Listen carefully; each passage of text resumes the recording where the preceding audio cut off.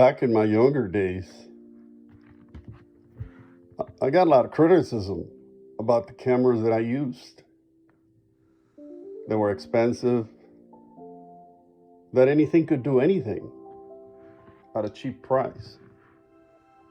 I never paid attention to those things. I knew that these memories were going to last forever. And I wanted them clean, perfect.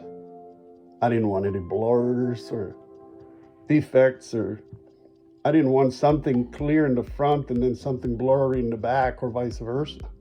Look at this. This is what Tucson looked like at A Mountain back in the day in 1981. I took that picture. Look at that. It's nothing but dirt. Have you been there lately? It's green. It's unbelievable. Look at that. That's on the foothills at the A Mountain itself. Wow. Look at the paper quality on this thing. There's really no point to having paper quality if you don't have a good camera, because you got nothing to put on there. At least nothing worth looking at. Reminiscing. Feeling butterflies. Look, that's my parents' house. Look at that. Wow. It's almost like I'm there. I can almost smell it. Now, I want you to pay attention to this picture. See the reflection of the sun there? It's all capturing paper. Look at this. I'm folding it over and you can tell. This is so perfect. It's not a slide. It's a picture. Look at that.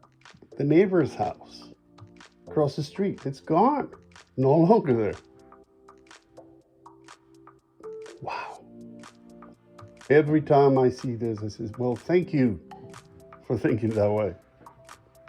Up and down Mount Lemon, look at that. Look at the pine trees. Everything is clean as a whistle. Look at that. You can tell there's a truck. The trees look nice. Every trace of that picture is there. Nothing blurs out. It's amazing. It was worth every penny. This is at the university. I used to teach a seminar. Well, not a seminar. I guess you can call it a lab or something. But this is at Roger and Campbell, in case you haven't noticed. That's the farm. Still, it's a picture. Over 40 years old. Unbelievable. By the way, that camera was a Minolta. And my friend says, oh man, I can do better than that with one of these cameras. You know, the cheap cameras, 70 bucks, 80 bucks, 100 bucks. Now this was a $450 camera, worth every penny. There I am doing a burnout. A different phase of that truck. That truck's been with me since 1979. Look at that. Went through a phase of spring-lifted high rider. There's A Mountain again. Wow. One of the first races. This truck made history. And I captured it. It's right there. Look at the burnout in the middle of the city. I wasn't aware that this was going to last more than 40 years. And look at that. We used to camp out at the track. The good old days. Look at that. When it had narrow day. That's how I got it from my dad. He's the one that gave me this truck. And little by little, you know, put wider tires, different rims.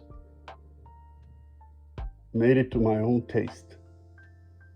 But sooner or later, I was going to put a bigger engine in it. It originally had a 289. It was a 4-speed. But eventually, this isn't fast enough. This isn't quick enough. So I got me a 429 out of a 69 D-Bird. Look at that.